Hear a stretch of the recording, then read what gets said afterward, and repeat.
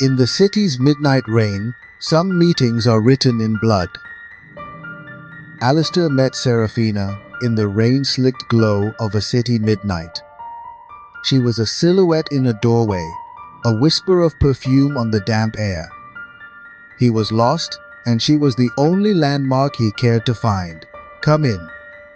The night is full of things that bite. Her apartment was a cavern of curiosities.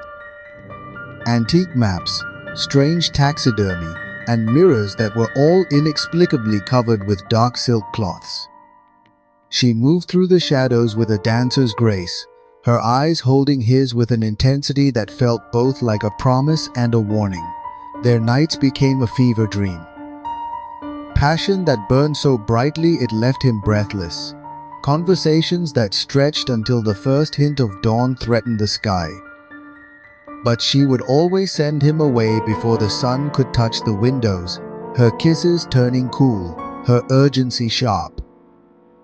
"The day is for the living," she would murmur. One evening, while she was in another room, a gust of wind from an open window blew the cover from a small oval mirror. Alistair glanced at it, expecting to see his own reflection, perhaps with her standing behind him. But he was alone in the glass. The space beside him, where she stood just a moment ago, was empty. He didn't confront her. The fear was a cold knot in his stomach, but the addiction to her was stronger. He started to notice other things. She never ate, only drank dark red wine. And in a dusty photo album he found tucked away, a woman with Seraphina's face smiled from a photograph dated 1923. "Seraphina, you're looking pale, my love. Perhaps you need something to enrich your blood." Narrator V. O. Her smile was dazzling, but it didn't reach her ancient eyes. Narrator V. He felt himself weakening, not just in body, but in will.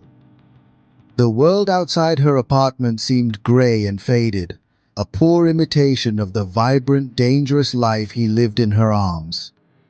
He was a flower wilting in a beautiful, lightless room. That night, he woke with a gasp. She was leaning over him, her face illuminated by the moonlight. Her lips were parted, and for a fleeting, terrifying moment, he saw the glint of something sharp, something that didn't belong. "Don't be afraid. I've chosen you. We'll have all the nights in the world together. An eternity." Her hand stroked his cheek, and the touch was as cold as the grave.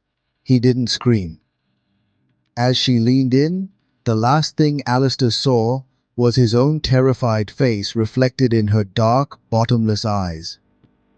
The city lights blurred into a meaningless smear beyond the window.